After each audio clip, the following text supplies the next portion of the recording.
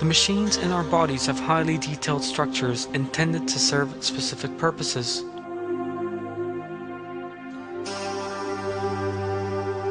We now turn to the compartment where the grinding process takes place, the stomach. Food enters the stomach through a gap known as the cardia.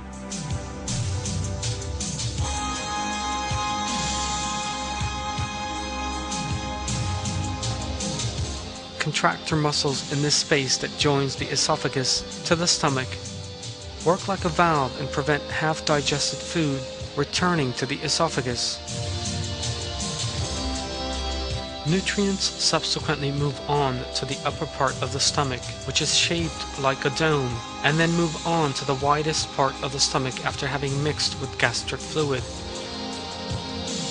This wide section makes a sharp turn, thus forming the horizontal part of the stomach. The stomach narrows again in this section, which is shorter than the vertical upper section, and opens onto the duodenum through a passage known as the pylorus. This muscled passage at the lower extremity of the stomach also acts like a valve, regulating the movement of semi-digested food from the stomach to the duodenum.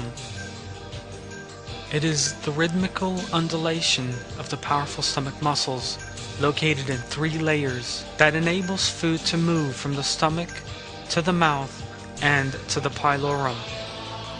This undulating movement also churns the food over, kneading and pressing it, and thus enabling it to be ground into small pieces, and eventually to be converted into a semi-liquid mixture known as chymus. The digestive process in the stomach is different to that in the mouth. Powerful acids go into action in the stomach.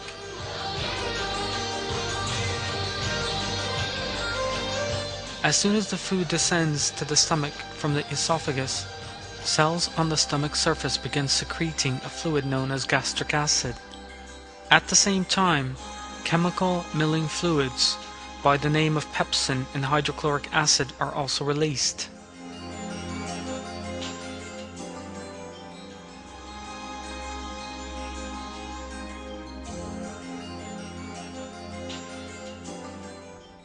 These acids in our machine are strong enough even to digest a razor blade. They are essential for substances that are hard to digest, such as protein. However, there is a very important detail here. The stomach itself is made up of protein. So how is it that an acid capable of digesting a razor blade does not damage the stomach? This is another example of the matchless creation in the human body. The stomach does not digest itself because of the depths of its corrugated walls.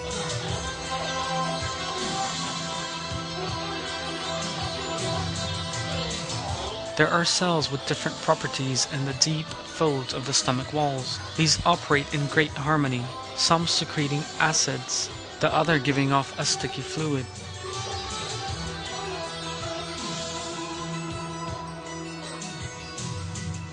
This fluid, known as mucus, coats the surface of the stomach and protects the stomach wall against the acids like a shield, and prevents enzymes damaging the stomach.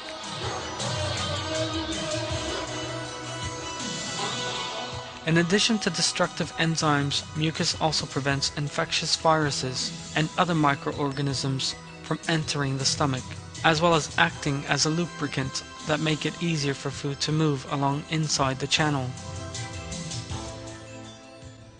How do these processes take place, and how does this protective environment in the stomach come about? Could the cells in the stomach have spontaneously decided to produce these protective substances, and in some way have discovered their chemical formula? That is, of course, impossible. Then again, let us just consider what the cells would need in order to do such a thing. In order to produce the substance required for digestion, various cells would first have to be aware that food needed to be digested. Those same cells would have to know that a substance such as acid was required for digestion to take place. Later on, the cells would have to discover the most appropriate acid formula and engage in production in the light of that. In order to produce a protective substance, various cells would first have to determine that this acid could damage the stomach itself, and then examine specimens of that acid in a laboratory and develop the formula that would neutralize the effect of the acid. That acid is so powerful that even one single drop can burn a giant hole in a carpet. For that reason, we must not forget that any error in the formula would result in the stomach being dissolved by its own acids.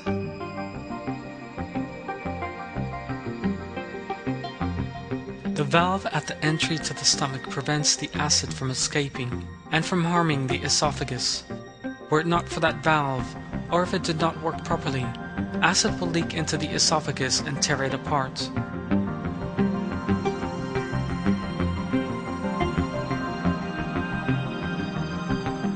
Indeed, in diseases such as gastritis and ulcers, the mucus layer does weaken, and serious damage can be inflicted on the lining of the stomach.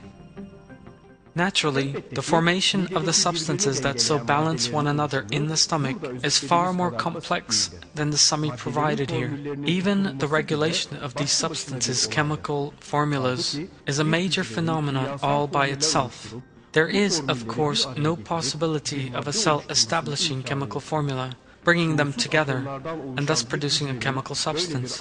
It would be completely irrational to maintain that a cell consisting of unconscious atoms possessed such intelligence and abilities.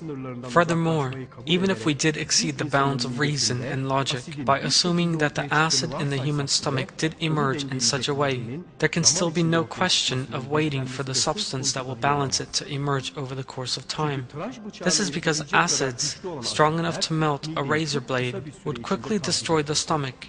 It would be impossible for acids to remain unchecked in the stomach for even 2 to 3 days, let alone millions of years. Bearing all this in mind, we are confronted by one inescapable fact. The coexistence of the acid and the mucus that protects the stomach against it is just one of the countless examples of the order and perfection in Allah's creation. Allah has created the human body as an integral whole with a flawless structure.